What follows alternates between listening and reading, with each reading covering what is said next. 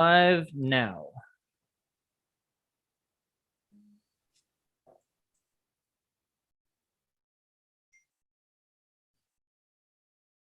Hi, everybody, and welcome to the Zcash Foundation community call. This is the first one we've had in a while, and today we're going to be talking about how we're preparing for the Zcash Open Major Grants Committee elections.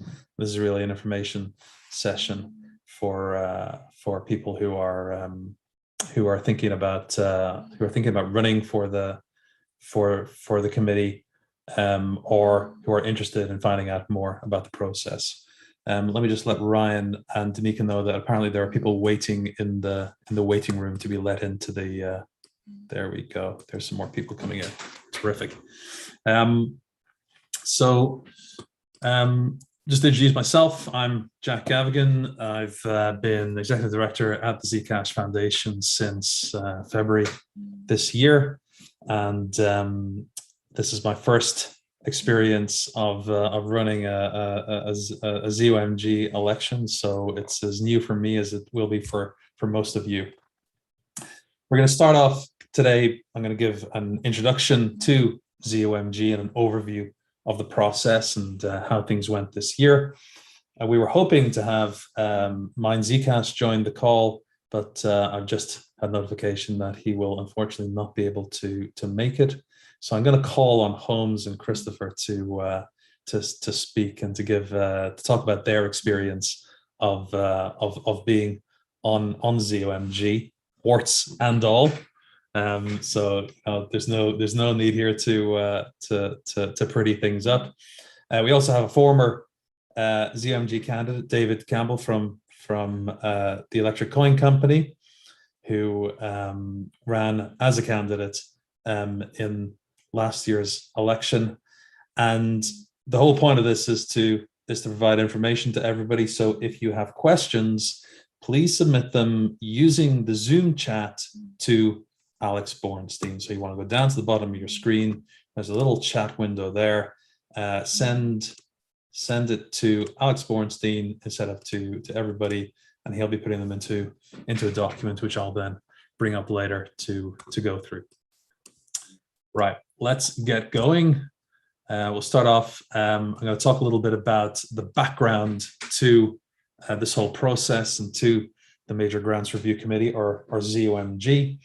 Obviously, I think we're all aware that back in October 2016, we launched Zcash, and it included what was called a founder's reward, which meant that 20% of the newly created coins over the first 4 years went to a group of founders, and that was administered by the Electric Coin Company, who distributed them to the founders, including the founding scientists, the 7 scientists who came up with the concepts and the cryptography behind Zcash.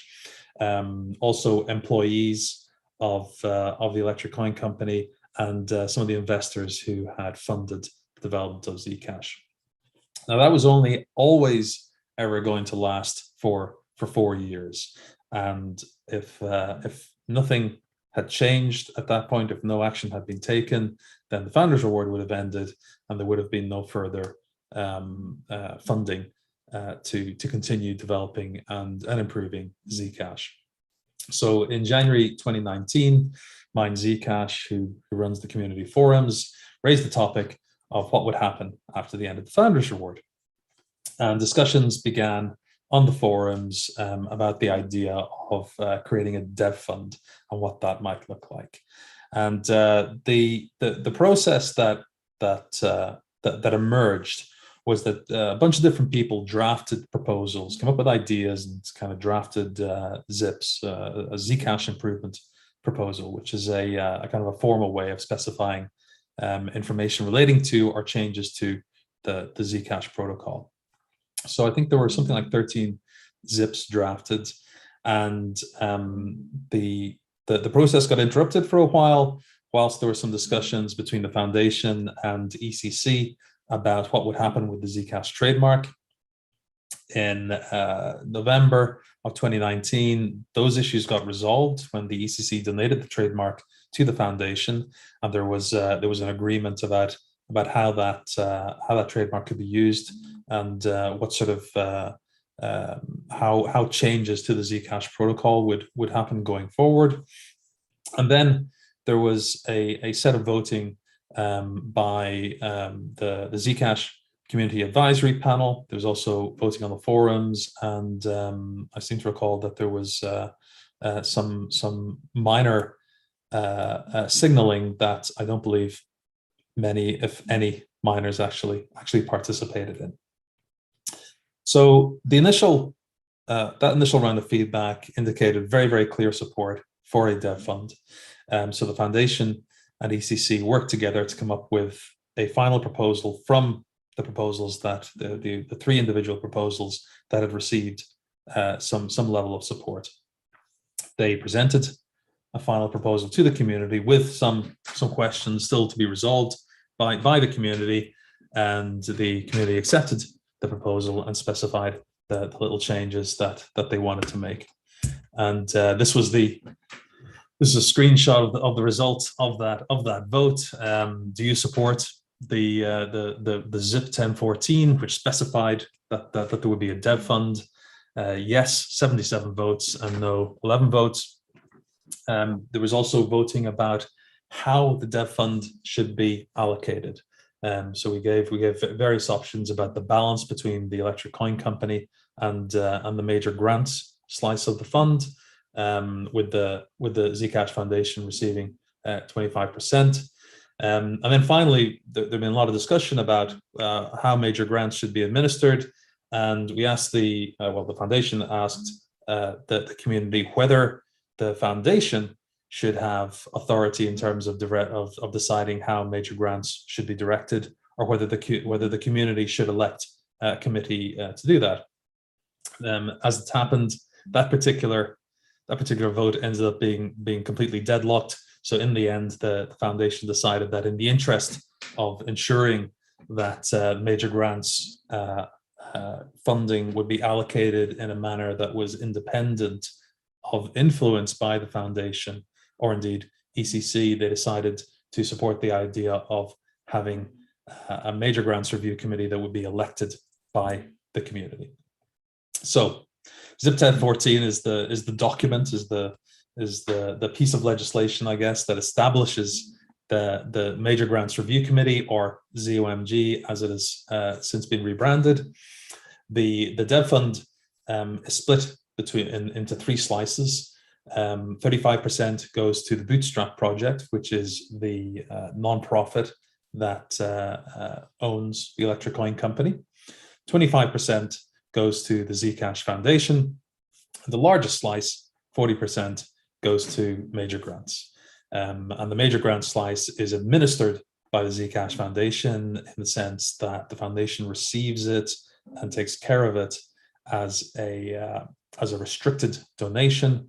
It cannot be used to fund the internal operations of the Zcash Foundation. So I can't take those funds and pay myself a big fat bonus.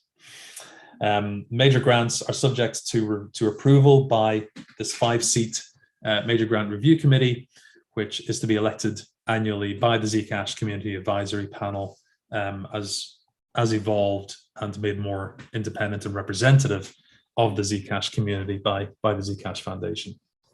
And again, in order to avoid either ECC or the Zcash Foundation exerting too much influence, no more than one representative each from ECC and the foundation are allowed to serve on the committee.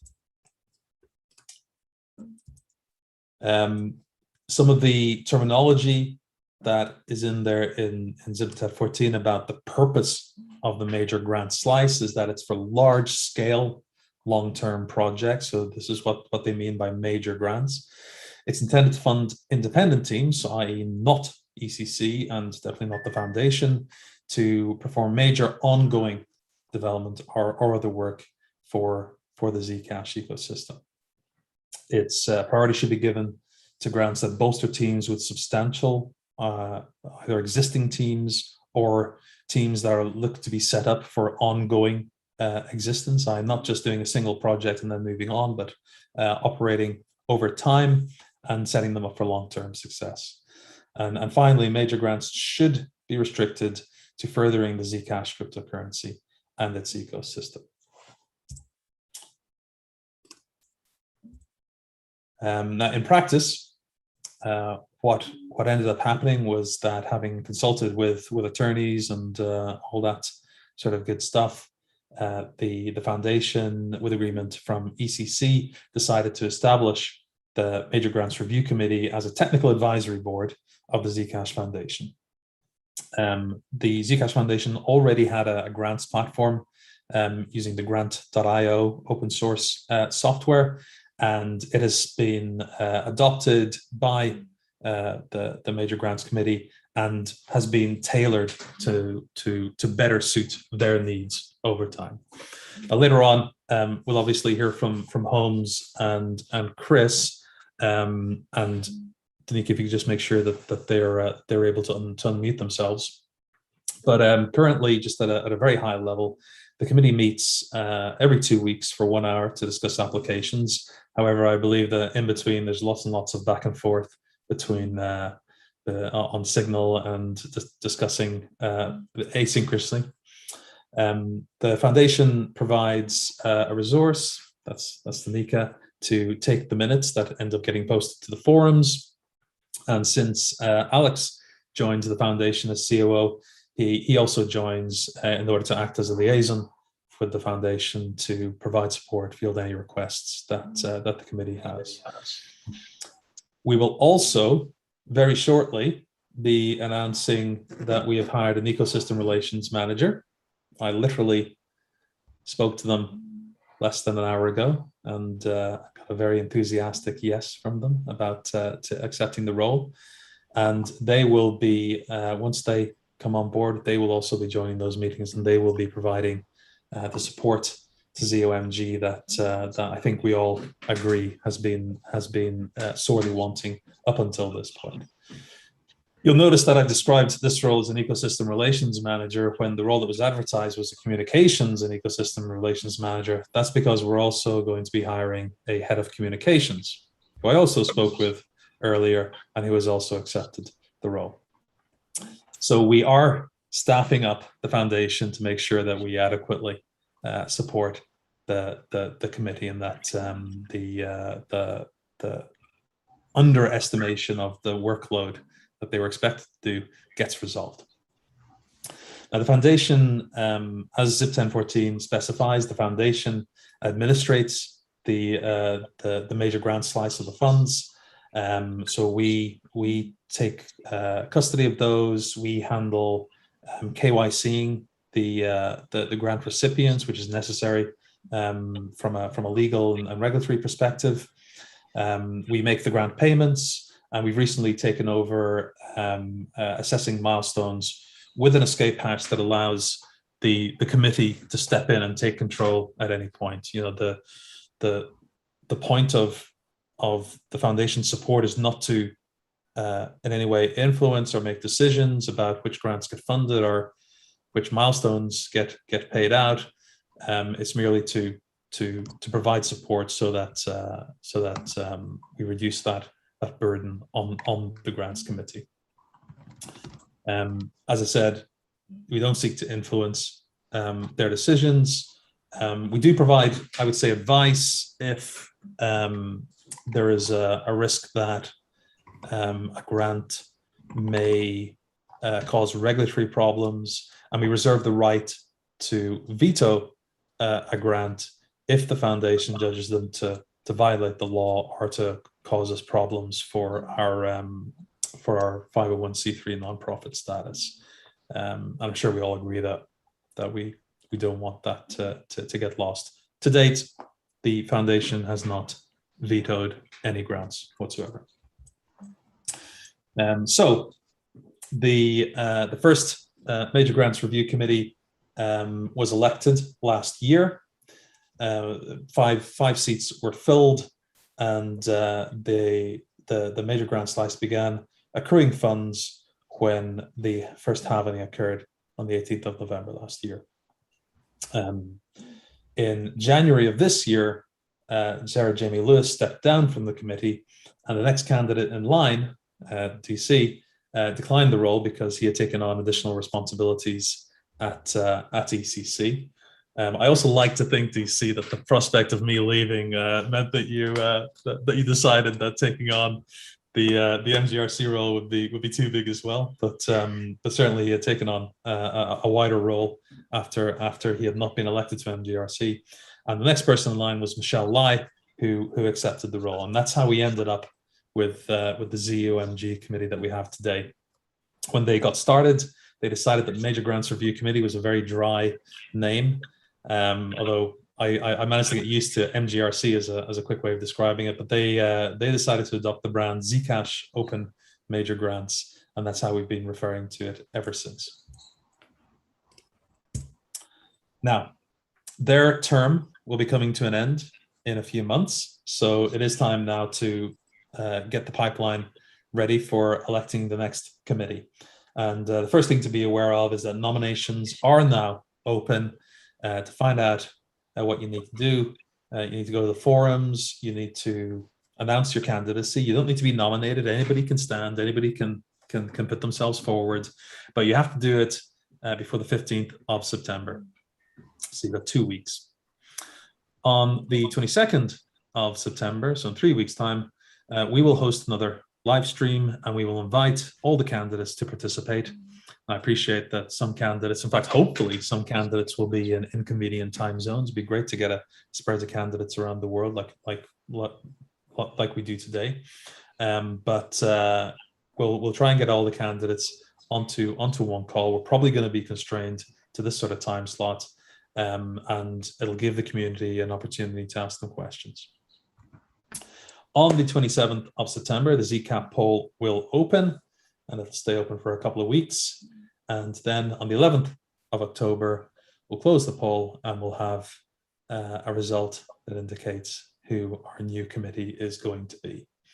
And then what we plan to do in the foundation is facilitate and support a kind of an onboarding and a handover process before the new committee starts reviewing applications in the middle of November. So the key message to take away from here, I think we've already got 6 or 7 candidates standing, but if you are interested in standing, please do go to the forums, nominate yourself, and explain why the community advisory panel should elect you to serve on the committee. You frequently ask questions. Who can stand? Anyone? Can you remain pseudonymous? So the answer is yes. You can remain pseudonymous to the public, but you must reveal your identity to the foundation, because we need to provide, we need to perform KYC on you, and to the other committee members. So at the moment, there is one pseudonymous member of the committee. That's mine, Zcash, who unfortunately is unable to join us due to being stuck in traffic. And he is pseudonymous to the community, but his real name is known to the committee, and obviously to the Zcash Foundation. And finally, a misconception that I often see is that ZOMG is an independent entity. That is not the case. ZOMG falls effectively under the foundation, and while it's not an entity with its own legal structure, its decisions are independent, with the exception of that veto that I described earlier. And the background to that is that when ZIP 1014 was being drafted and voted on, there were a number of proposals that suggested establishing a third separate entity, and those proposals were rejected.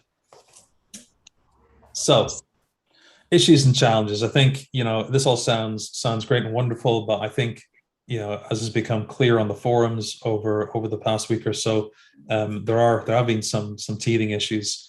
Most notably, I think, Chris's post, and Chris, I'll ask you to talk more about that in a bit.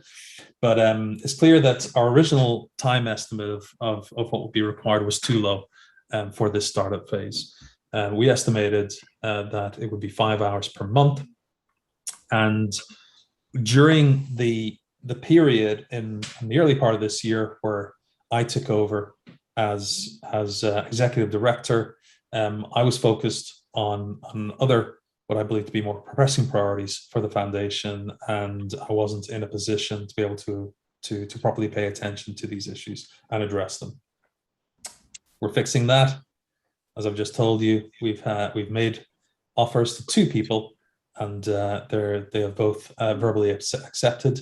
One of them, the director of communication, or the head of communications, I hope will be joining within days, and the ecosystem relations manager has a nominal start date of 1st of October, but we'll hopefully be doing some onboarding time between now and then.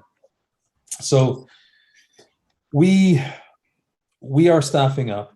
We recognize that there was a failing on the foundation's part, and we're staffing up to resolve that. And a major portion of the ecosystem relations manager's role is going to be supporting ZOMG, acting as a single point of contact for grant applicants all the time, maintaining that sort of independence around the decision making. So I want to make it clear that we accept that there's an issue there, and we have taken steps to address it. Another issue that's been highlighted is that whilst there have been plenty of grant applications, a lot of them have been rejected, and I'll go through some numbers in a moment. The quality of the grants that have been submitted has been variable. Some of them may have not been very well specified. Some of them don't really meet the definition of a major grant as set forth in ZIP 1014. So to address that, we've made some tweaks to the grant platform to encourage applicants to provide better information to, for example, things like well specified milestones. And we plan, once we get the staff on board, we're going to start working with ZOMG to define a sort of filtering criteria, so that have they specified milestones? Are they well specified? Have they posted to the forums?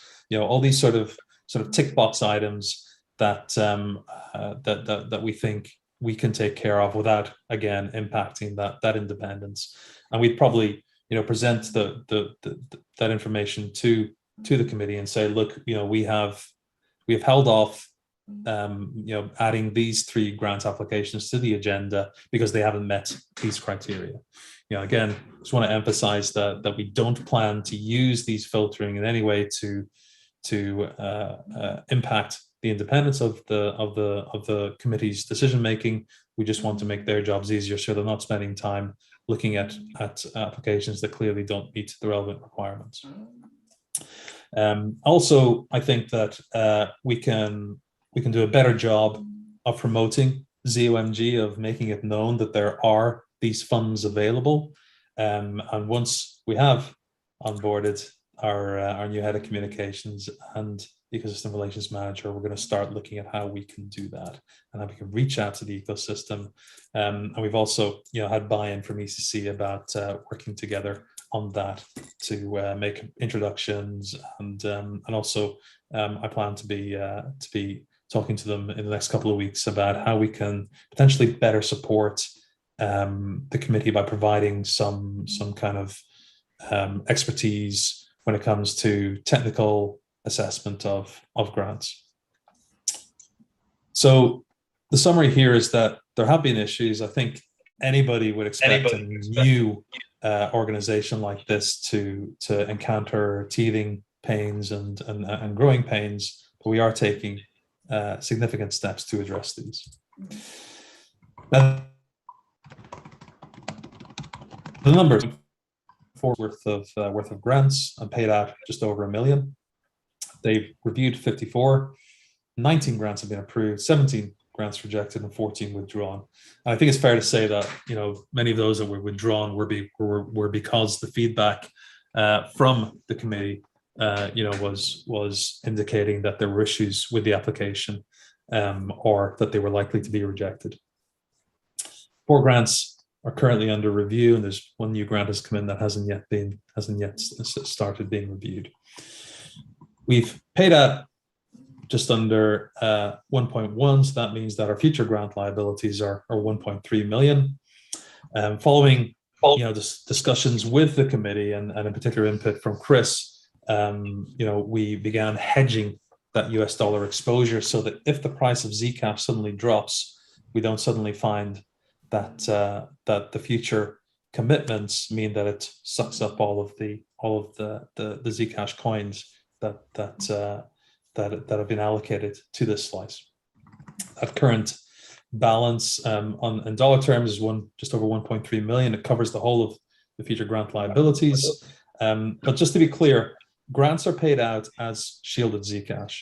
So the goal here is to hedge the exposure against dollars, but grants will continue to be paid out in shielded Zcash unless there are exceptional circumstances. One quick thing there, Jack. It was someone else from the committee that wanted to hedge the short term, but either way, the long-term exposure is aligned with Zeke price appreciation.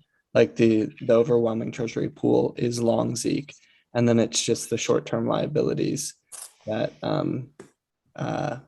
for the larger grants, I guess it was agreed that we would hedge those. Yeah. And as you can see here, the current ZEC balance is over 64,000 Zcash coins, and that is continually growing. Between now and the end of this committee's term, it will increase by another 23,000 coins. So I'm going to pause there. I've been talking for nearly half an hour, which is more than enough for listening to my voice. I'm going to stop sharing my screen. I'm going to call on Holmes and Chris to talk about their experience of what serving on ZOMG has been like. And if any of the other ZOMG committee members have joined in the meantime, ping us a message and we'll get you unmuted as well. But I'll hand it over to Holmes and Chris for the time being. Holmes, you want to kick us off? Sure. Let's see. I was I think something kind of interesting happened where I think from Jack's point of view, when in relation to ZOMG, because the Zcash Foundation isn't in place where they are the potential entity right now in the current structure that we can look to for support, Zcash Foundation might be disproportionately seeing the problems or the things that are difficult or going wrong or a little bit unsteady in the process. For example, the staffing needs or needs for additional review and milestones. But overall, just to kind of give people context, I would say overall I think things have gone very, very well and a lot better than they could have. Actually, a lot better than I expected them to in the pre-election phase. I think we were able to get. I think we organically got a lot of very high quality applicants from within the community and from outside the Zcash community. We were able to move very quickly from zero to something where we were able to get off the ground, have a website, have a process that was coherent, invite grant applications and approve grant applications very quickly.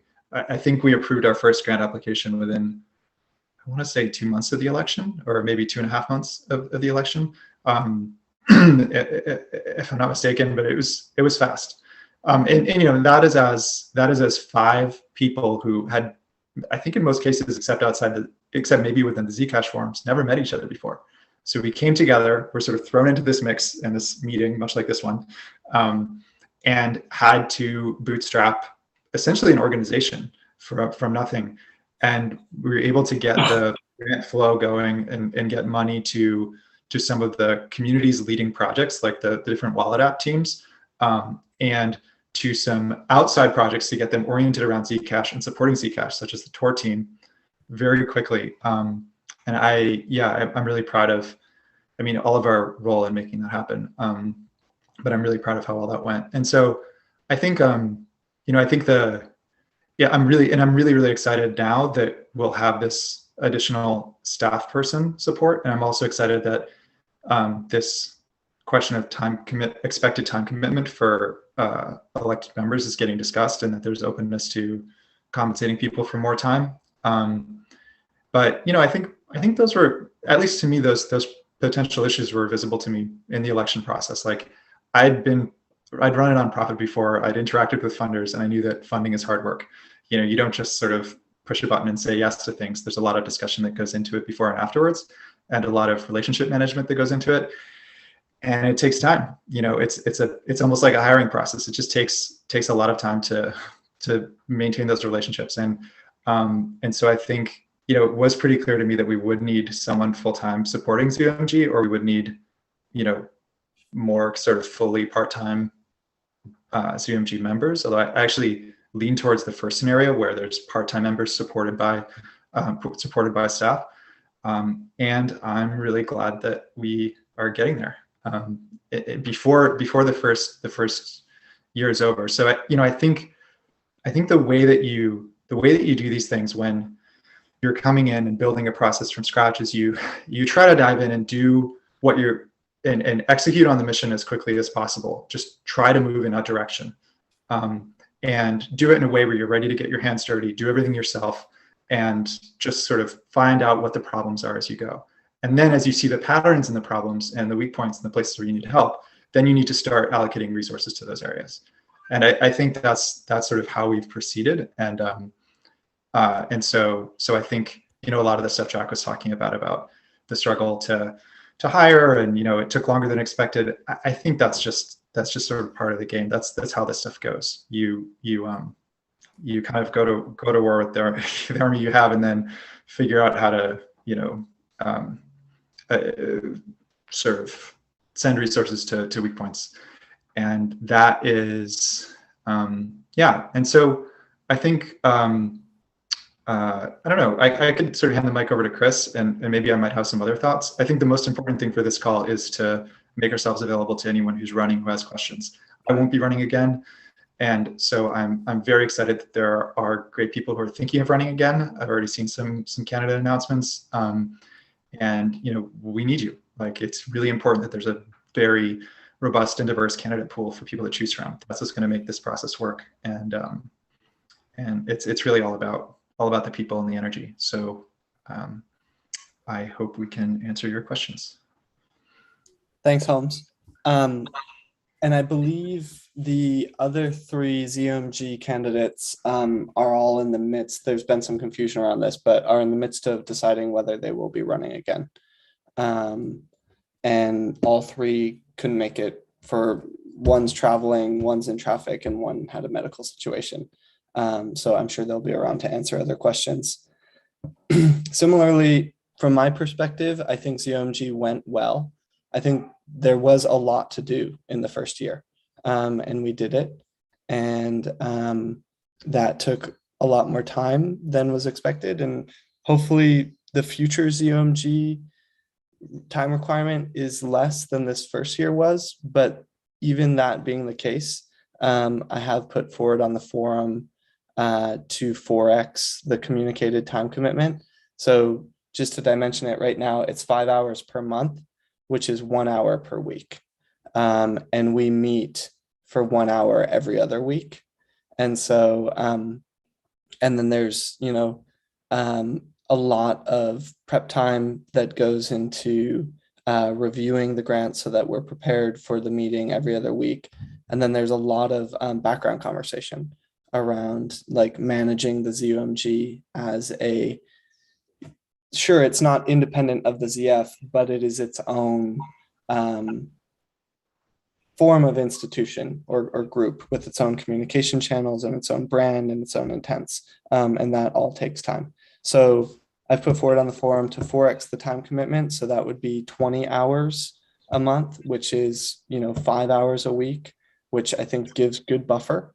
That's like an 8th time job, which is still like theoretically something that someone could do with a full-time job if they were dedicated to it on the weekends or whatever it might be.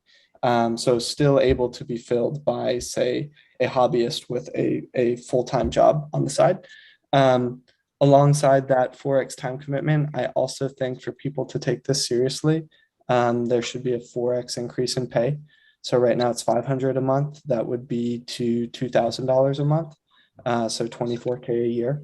And you can choose to not receive that. So for example, I did not receive compensation for sitting on ZOMG because I, through placeholder, I'm a large Zeke holder. And that is part of my incentive here. So different people are going to have different incentives. I think most people should accept the pay, especially if it's a meaningful differentiator. Other amendments that I put forth would be for ZOMG to be able to allocate a capped amount of resources to itself. The ZF is helping us a lot, and that has been ramping. And I think that's a tricky one because I'm also sensitive to the fact that ZOMG could, self-deal. That said, if we're going to 4x the amount of pay for ZOMG members, which has to be voted on, I think that budget should come from the ZOMG pool and not dip into the ZF's pool. And so that will require some allocation of resources to itself. I think that would need to be amended within ZIP 1014.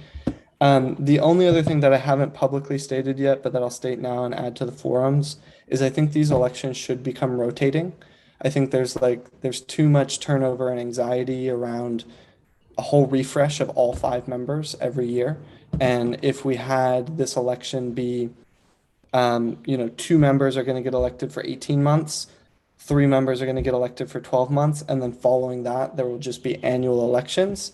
It does increase the frequency of elections, but I think it is much better for continuity of the makeup of the ZOMG.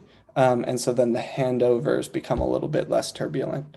So I'll put that forth on the forum, in our conversation with the ZF. That's pretty standard practice. The downside I see again is, yes, a bit more voting, so a bit more potential election fatigue, but I think that downside is outweighed by the benefit of continuity to the ZOMG itself. And then the last thing, which I don't know how I feel about entirely, and there's indecision within the ZOMG, is I think that there is the potential for different committee makeups to not be working post-election. And so I have a question of if there should be the ability for ZOMG to unanimously vote to replace a ZOMG member if one member is unordinarily disruptive. And I think, there are workarounds, even if there were a disruptive ZOMG member that were elected, that would suffice. But there is a question in my mind of if there should be a unanimous available vote to all ZOMG members to make that decision. So that's all I got. I'm happy to for example, Holmes is against this, which is totally valid. And I haven't posted that to the forum. I'm not sure I will, but the offsetting of the cadence of the election, I think we all feel in consensus about. With that, we'd like to open it up to questions. Alex, if you before we do that, Chris, yeah. I just want to comment on a few things that you said. So our goal is to reduce the time commitment to towards that 5 hours a month, but I do appreciate we may not get there. We don't need, so at the moment, the Zcash Foundation provides that $100 an hour stipend out of the Zcash Foundation funds. We don't need a vote on ZIP 1014 to increase that. If after these changes that we make, it becomes apparent that that the commitment is larger. And in terms of the commitment, and in terms of the activities of the committee, again, we and I do not feel that it's appropriate to in any way be telling the committee what to do. But I do think that in terms of receiving compensation for time spent working on the ZOMG committee, I believe that should be limited to what's set forth in ZIP 1014 and/or what is considered reasonable under the circumstances. Again, just to reiterate that, the idea of an independent operating entity was considered, it was voted on, and the proposals that included that idea of having an independent entity were all rejected. So I think that ZOMG members will be undermotivated in the current context if compensation is not increased.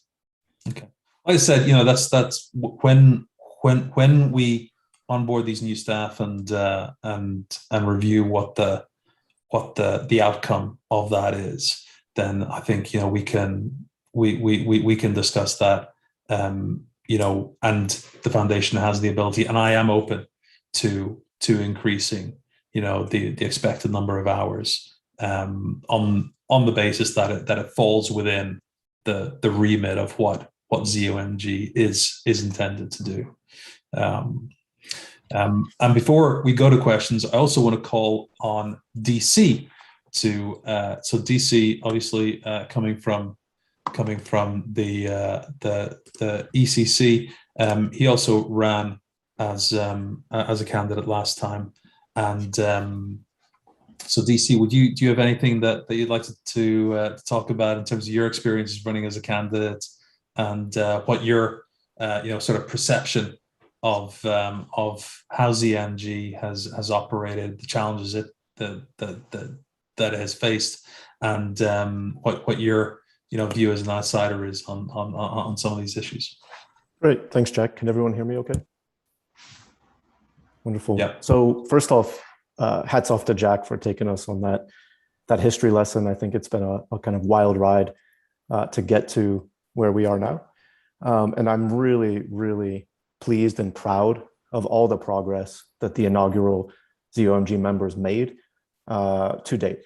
That's a big undertaking. I knew as this thing was coming together, having served in a volunteer capacity in other projects, that this is a big lift, and that inaugural team was going to do some of the very heaviest lifting. So I'm looking at this, the standing ZOMG with a great deal of respect and admiration for everything that you've accomplished. It's really, really meaningful. And I look specifically at the white paper that talks about ZOMG's view on the ecosystem, where the strengths are, where the weaknesses are, and then proactively seeking to fund gaps in the ecosystem that ZOMG thinks are high leverage. That's really, really solid work. As I think about the future, I tend to agree with Chris that the current estimate of time for folks to contribute here really isn't enough. I think that it may be enough for folks to show up and look at a pipeline of grants that are appearing in a queue and apply some filter to them and say, is this a good idea or not? But I think what Zcash needs actually goes beyond just assessing a queue of grants that might show up in a pipeline, to go so far as to reach out into the community and to encourage bright people to contribute and to build within the Zcash ecosystem. This is something that folks that work in VC do all the time. It's called seeking out and finding deal flow. And I think that the best VCs are the best because they do a better job of finding the best founders with the best ideas.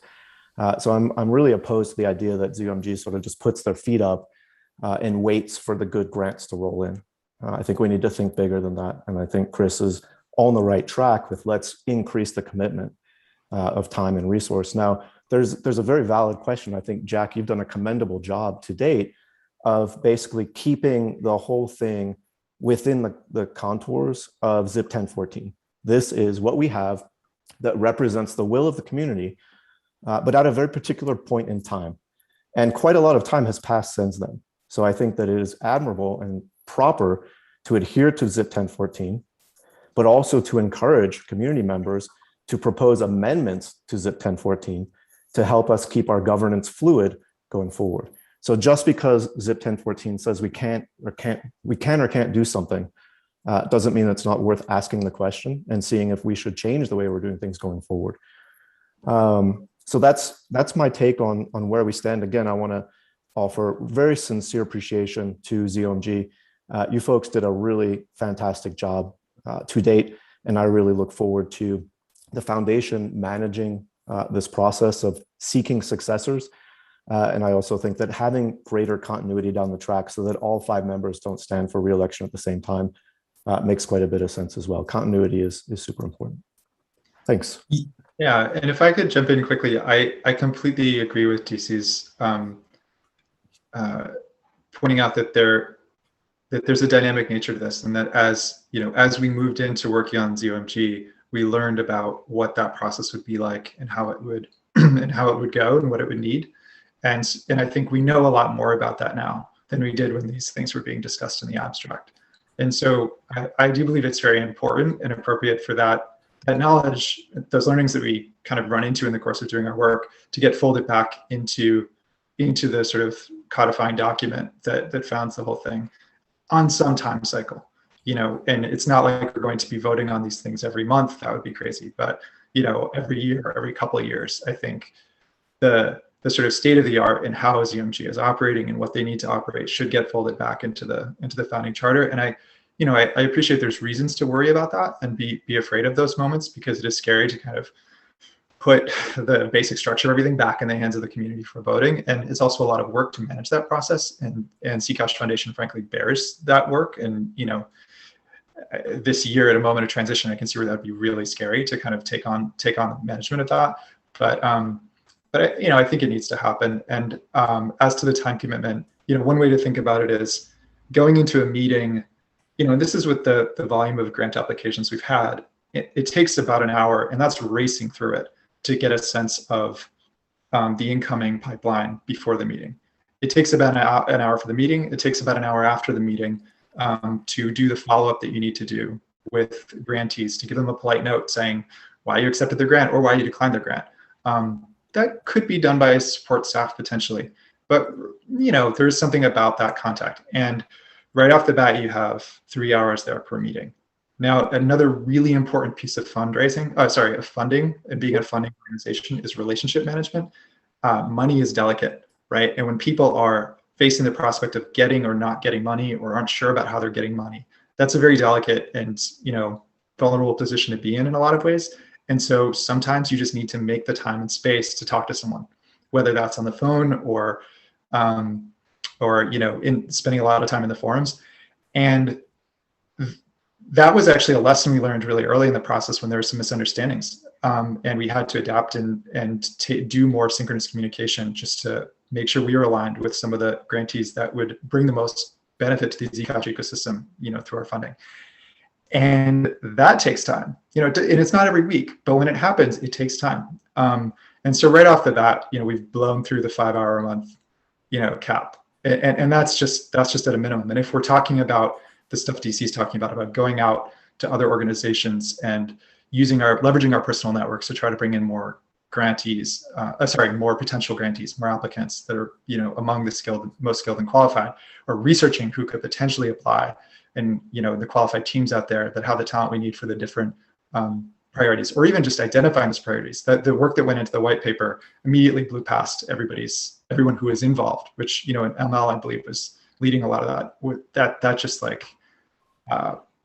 blows any heads down work that you have to do, blows through the 5 hour limit. And so, I just say this not to scare people off, but you should expect that as candidates, that there will be a decent amount of time that you'll have to spend just out of good conscience, right? You're going to need to spend some time in order to feel like you're doing a good job. And even then, there will be a million opportunities and possibilities and things, leads you would like to track down, or things you'd like to try that you just won't have time for.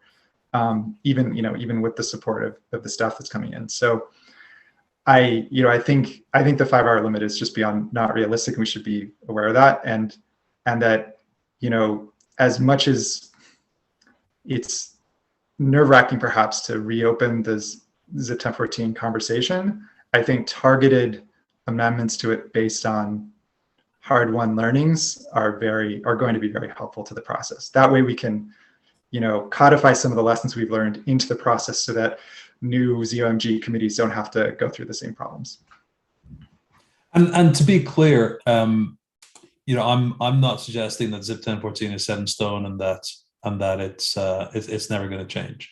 I think all of us, when we were having this discussion a couple of years back, we all said, well, look, we're going to try this thing, and if it doesn't work, then we can change it. And I think that where we're at is it's working. It could work a lot better. I think we've identified the things that are needed, the changes that are needed, the extra resources that are needed to make it work a lot better. And we're in the process of putting those changes in place. Now, yes, I agree that making changes to ZIP 1014, as and when they are necessary, and particularly as and when the community decides that they're necessary, because this is, after all, something that is based on the consensus of the Zcash community, is something that we will do. There have been some suggestions that we should just pause the entire thing. We should stall the elections until we sort these things out. And I've made a decision that we're simply not going to do that. We're going to continue with the current structure. We're going to address the issues, and at the same time, we can have a broader discussion about what tweaks are necessary. One thing I will say is that we don't govern Zcash based on the loudest people on the forums, or based on the people who have the most time to post on the forums, or who post the most messages in our chat. We govern it based on the clear consensus of the Zcash community, and we are, at the foundation, are absolutely committed to exploring and upholding and committing to that. So yes, I think we will definitely be looking at whether it's necessary to make changes to ZIP 1014, but let's also not be using teething pains as an excuse to then try and relitigate something that issues that were decided just because we didn't like what happened last time. Now, I'm gonna open up this document that I've got in front of me, which has got some questions on it. So let's share this screen.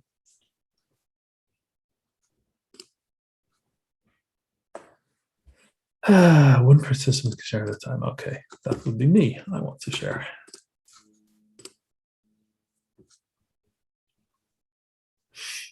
Hopefully everyone can see this. What would you say to someone who is on the fence about running because of the inconsistencies and communication issues? And what is the ZF's intent with regards to minor and major grants? So, good question. I would say to them that we have literally just made an offer and had it verbally accepted to hire a head of communications. This is somebody from outside the Zcash ecosystem, but who has experience within the blockchain technology space. I'd also say that we've similarly made an offer and had it verbally accepted to hire an ecosystem relations manager, who's a large part of whose role will be supporting ZOMG, and they are from within the Zcash ecosystem. You never know; they might even be on this call right now. So I would say that I'm acutely conscious that the foundation's communications haven't been as good as they should be. Jason McGee, who's on the call, has raised this and highlighted some specific areas where we're just not up to scratch, and we're working to address that. It's not something that we can simply click our fingers and have happen overnight, or at the drop of a hat. And as executive director, I simply have to prioritize, and ultimately I'm answerable to the Zcash Foundation's board. And if they're not happy with how I do things, then they have the power to fire me without any notice whatsoever. So I would say that we're addressing these communications issues. With regards to minor and major grants, there's been some questions raised on the forums recently about what the foundation's plans are with regards to its grants program.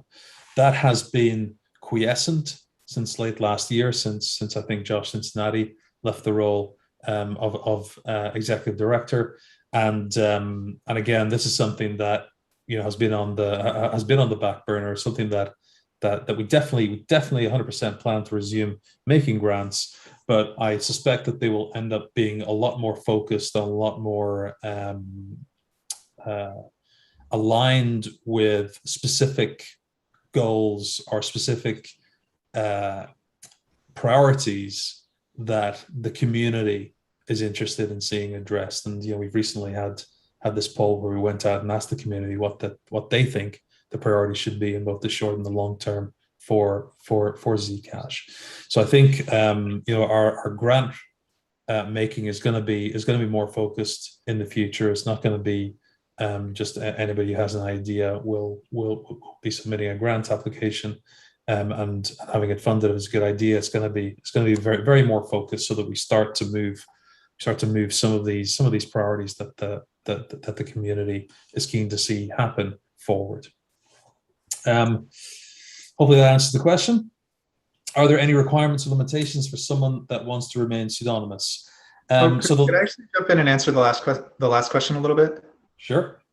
Yeah, I'm not sure exactly what the ask for means, and I would be open to see elaboration in the chat on what kind of communication issues. But I actually think just to set expectations, it will be really important as a grant committee member that you're used to communicating with lots of different types of people and personalities from lots of different perspectives, and that you're really committed to doing that in a constructive way. And it is challenging sometimes. Sometimes people will be mad at you. Sometimes there will be misunderstandings, and you'll have to kind of work your way through that and communicate with people. If that's not something you're comfortable doing, you'll have the support of ZF and others on the committee in doing that, and others in the forums too who want to see you succeed. But if that's not something you're comfortable doing, then it might be a really difficult role, because there is a lot of sensitive communication involved in funding people. There really is. I would also add, in terms of inconsistencies, I mean, on this call itself, you have disagreement, I would say, where every single sitting ZOMG member believes that the time and pay commitment is too little. And I'm hearing resistance from the ZF on that matter. I think that's a pretty big inconsistency that needs to be resolved prior to election, or committed to listening to currently sitting ZOMG members in the next cycle before I would personally be comfortable running again for the ZOMG seat. Yeah, there are also these sort of the ZOMG is just getting started, and so establishing its political position is still part of the work, and sometimes that involves difficult conversations too. So there is a degree of equanimity and commitment to good communication that's part of this role. I'm just going to respond there, Chris. I'm not, as I said, I am open to discussing upping the stipend that is paid to ZOMG committee members. But I do think there needs to be a serious conversation about what that stipend is intended to cover, and particularly if we're going to allow ZOMG to pay itself from out of its own funds, we need to make sure that the time that is being spent and that is being paid for by those funds is aligned with what the community wants ZOMG to do. So that I agree with. I think if the sticking point is the allocation to itself, and the ZF is comfortable increasing communicated time commitment and paying out of its own pocket for ZOMG members, then that's fine. I think the idea to allocate from ZOMG resources was actually to help the ZF, given that budget has been cut by the halving of network upgrade 4. So if that's the sticking point, it's fine to come out of ZF budget. But I am frustrated that it feels like ZOMG is not, the ZOMG members feel a little disregarded in what we have experienced over the last year. And so I'm going to be very clear about that. I'm sorry you feel that way.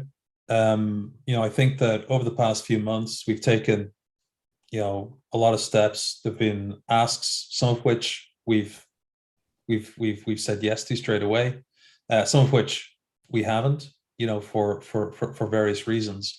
But let me ask you a question.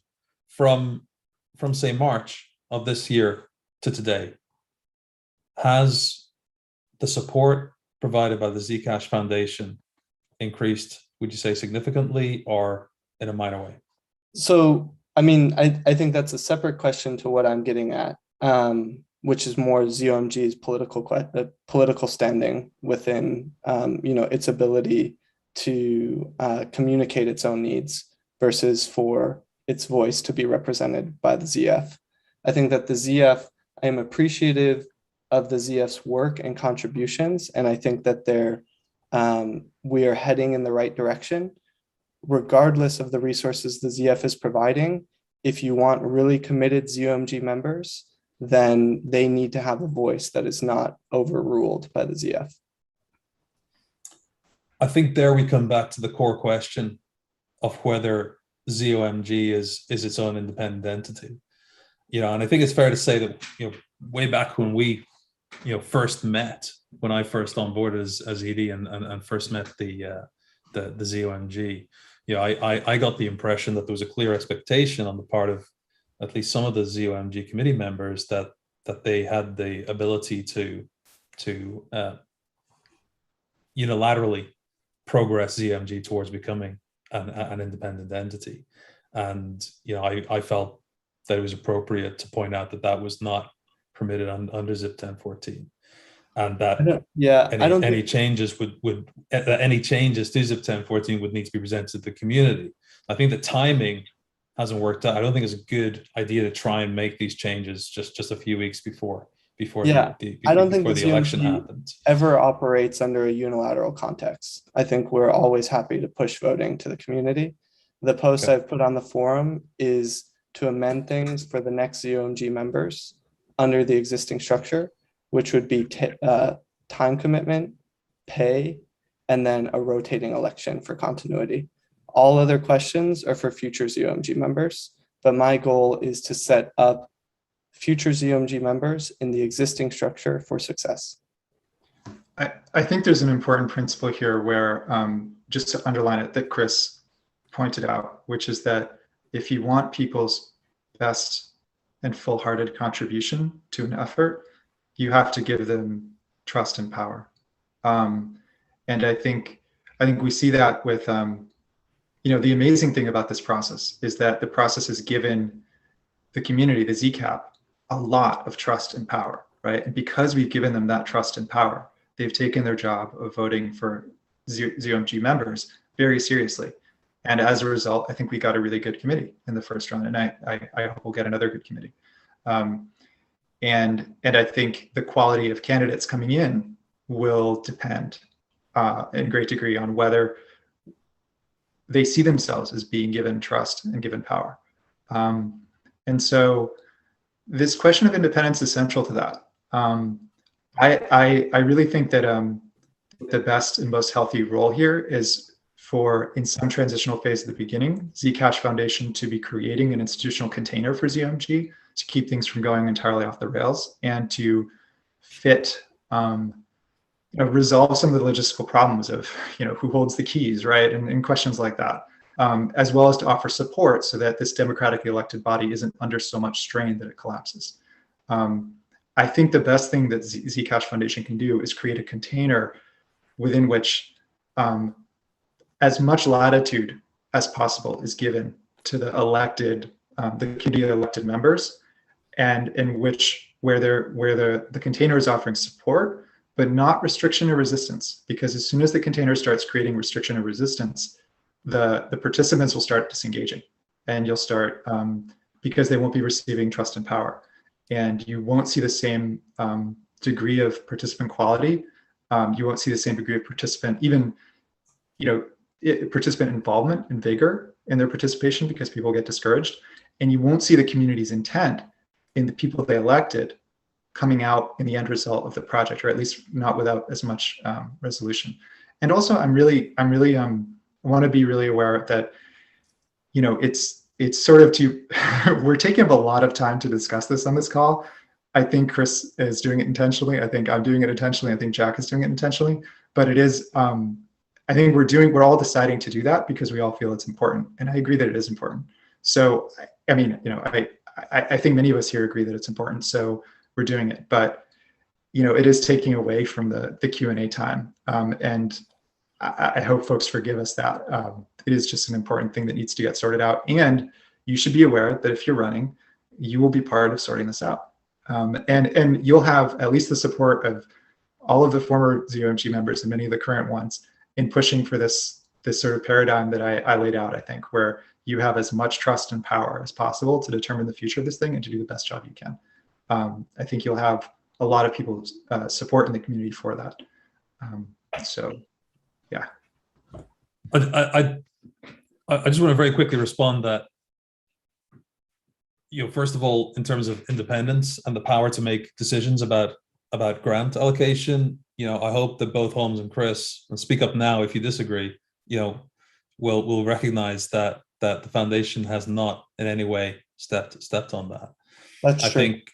I think that I think where there has been some disagreement is, for example, where the committee has asked to be allowed to hire their own staff, and that's problematic for a number of reasons. You know, not least of the fact that as executive director, I'm responsible for the foundation. I'm responsible for employees of the foundation, and if we find ourselves in a situation where the ZOMG committee wants to hire someone or has hired someone who turns out to be unsuitable, who turns out to underperform, who turns out to be a racist or a misogynist or something, then we could find ourselves in an awkward position where I'm being forced to let them go, if you know, from under the umbrella of the Zcash Foundation, whereas these committee members may not be entirely happy with that situation. That's why, you know, I felt it was important that that we hire people who would then support the ZOMG committee.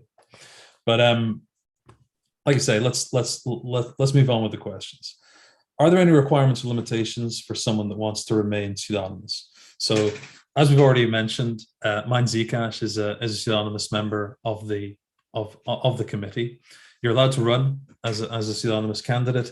However, you must reveal your identity during the KYC process to the foundation if you are elected. You cannot take a seat on the committee without identifying yourself to the foundation. The foundation will see, you know, will keep that information private, and also you must reveal who you are to your fellow committee members.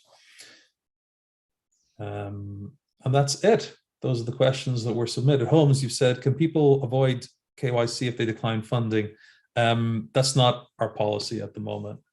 Our policy is that people need to identify who they are, if for no other reason than to make sure that also the community has some transparency about who's making those decisions. It's something that's worth discussing. Like it's definitely a legal requirement if we're going to send funds to someone. It's definitely a legal requirement that we absolutely have to KYC them. But yeah, I personally think it's a good idea anyway, because I think it's important that the committee knows who the other committee members are. Yeah, I think it would be a real shame to lose a very, very qualified candidate because of the requirement of because of their requirement of pseudonymity, and if they were unable to KYC and they were willing to not get paid because of legal requirements, you know, and it might be worth thinking about. But I think that's, you know, pseudonymity is really tricky, or can be really tricky, and so I think that makes a lot of sense. And maybe if someone is I'm not sure if the person who asked that is open to KYCing themselves with the internal process, as long as that's kept private. You might be able to jump in and say yes or no in the chat. But if they were a very sort of strong participant in the Zcash community with a very, you know, widely known pseudonym and trusted pseudonym, then think it's worth thinking about. But you know, it's yeah. So how do we know this is a great question here. How do we know mine Zcash isn't Jack Gavigan? Okay, hands up. Because mine Zcash supports more ZOMG independence. No, I'm not sure. But video. I mean, he shows up on video to us. Yeah. You know, we've seen his face. I can also attest to having met mine Zcash in person, and he is not Jack Gavigan. Yeah. I'd tell you, I would not have time to run the forums as well as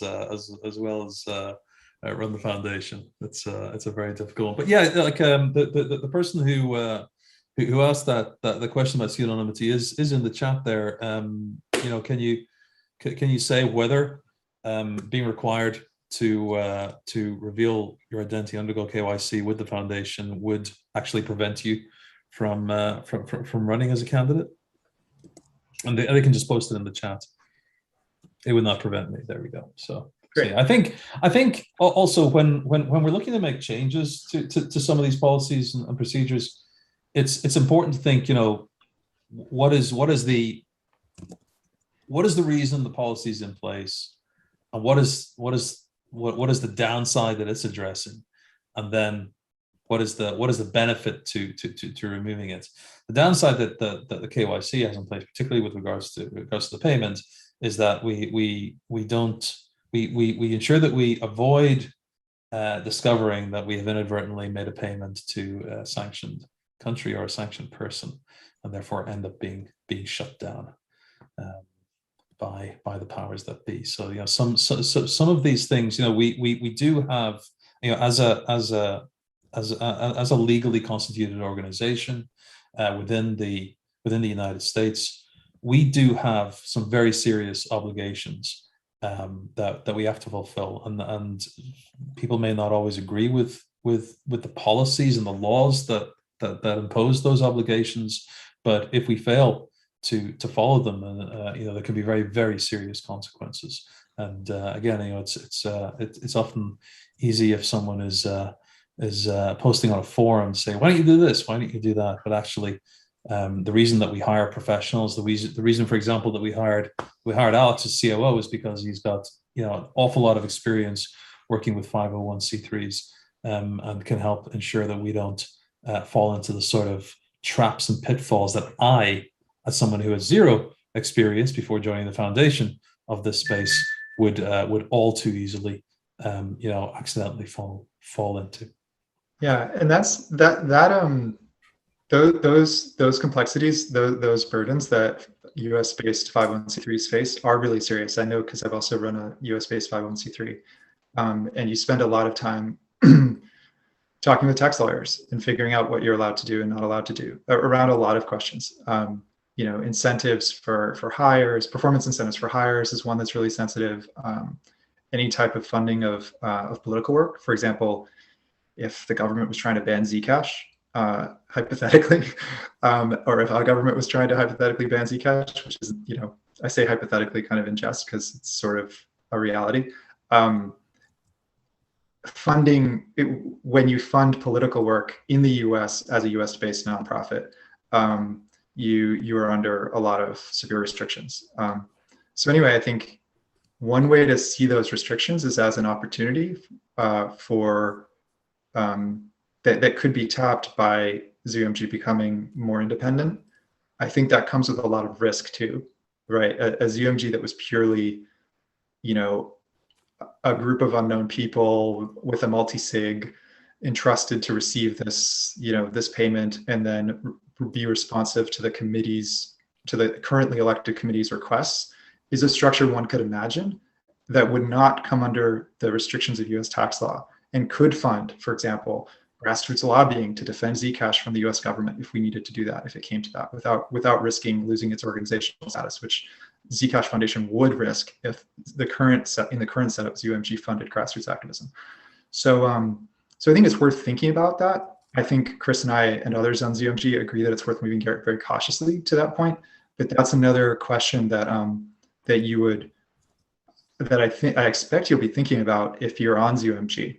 And I think community members should be thinking about too, is when will the opportunities start outweighing the risks? When will ZOMG be mature enough that the opportunities outweigh the risks for becoming a sort of crypto native entity of some sort that is not subject to US law? Another important thing about this is that just because someone's in a country that's subject to US sanctions, either existing US sanctions or US sanctions in the future, it does not mean that they're not a qualified participant who could contribute a ton to this process, who is an awesome person, right?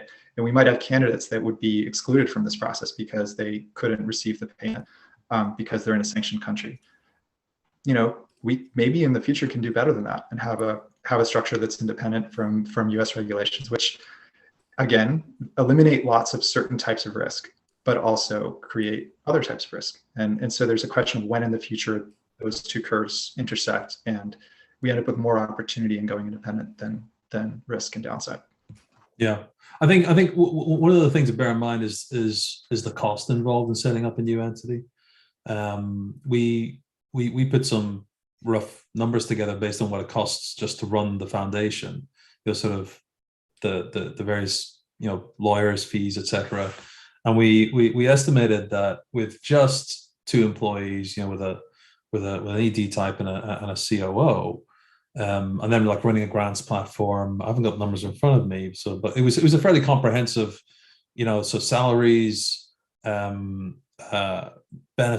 healthcare, employers, taxes, payroll taxes, all that sort of stuff. You're looking at over $400,000. Just to run a bare bones organization that doesn't actually with just 2 people working for it.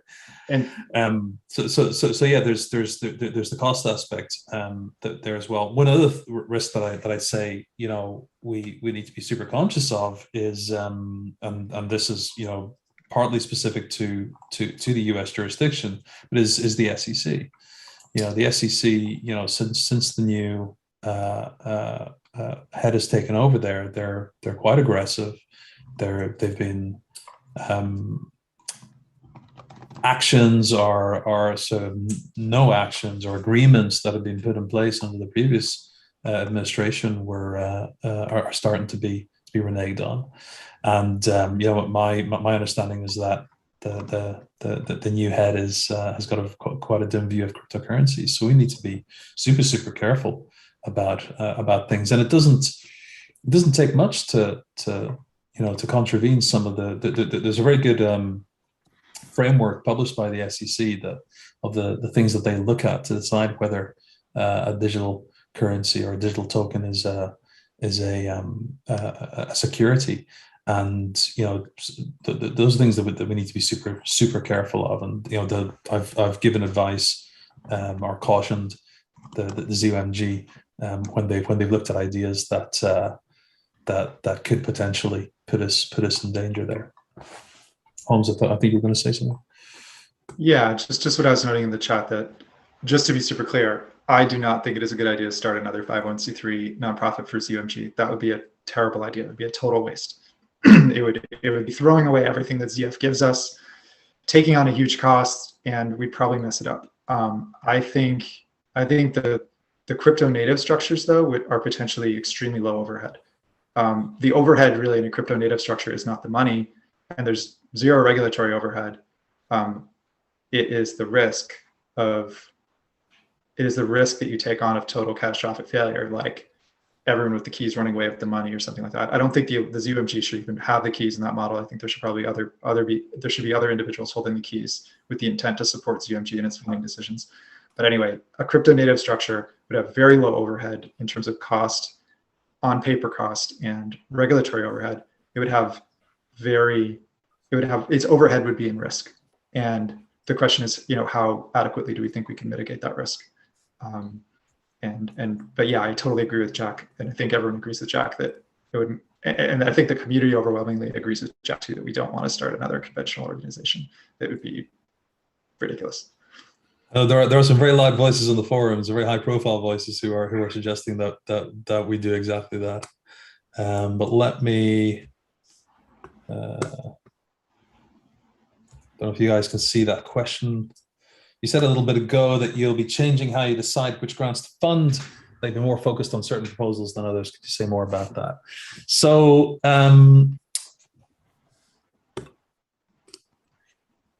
this is something that hasn't been a particular focus to date, but our primary focus with regards to grants has been working to better support the major grants program. Now, along the lines or along the way there, I guess, we didn't so much focus on the foundation's existing grants program, and it was natural that there would be that there would be changes there.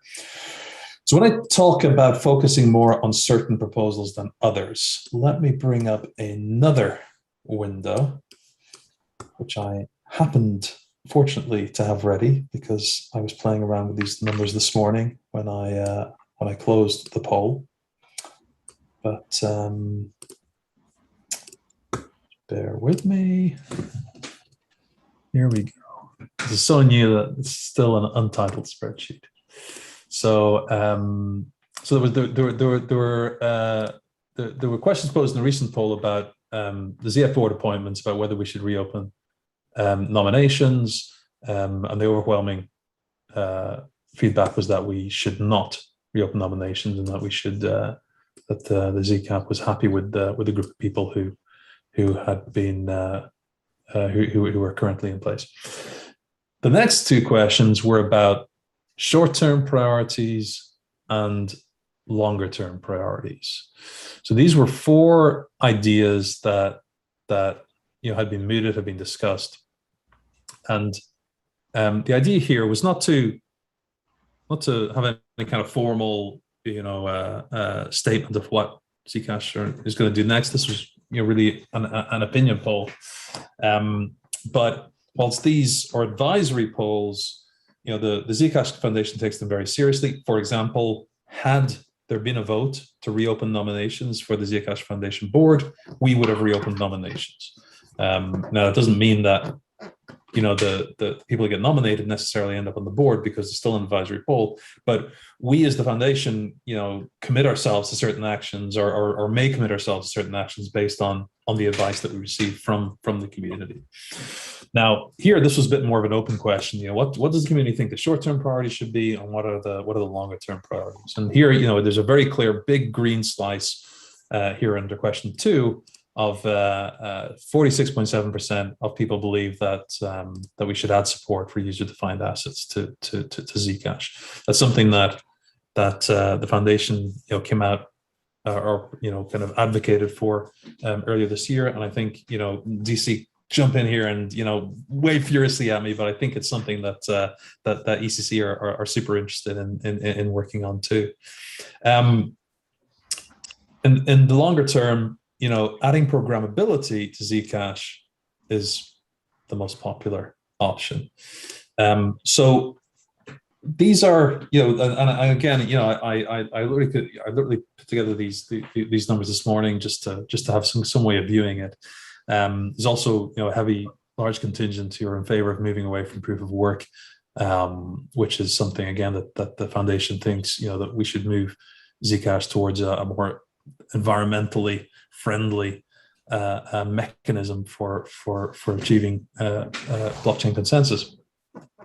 But when I talk about looking at more directed grants, this is the sort of direction that I'm thinking about.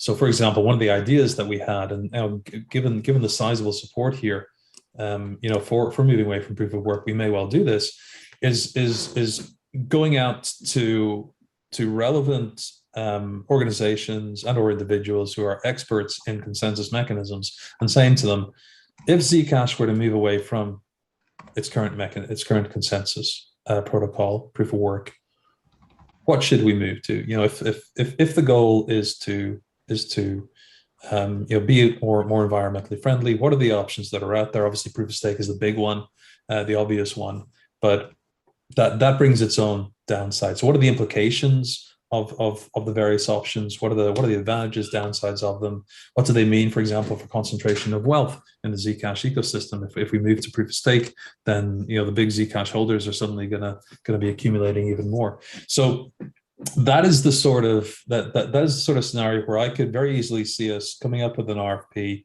saying we'd like someone to produce a set of research on this, and to produce an analysis, that we can then publish, that the community can consider when they're thinking about, right, if and when the time comes to deprecate the current consensus protocol, what do we want to move to?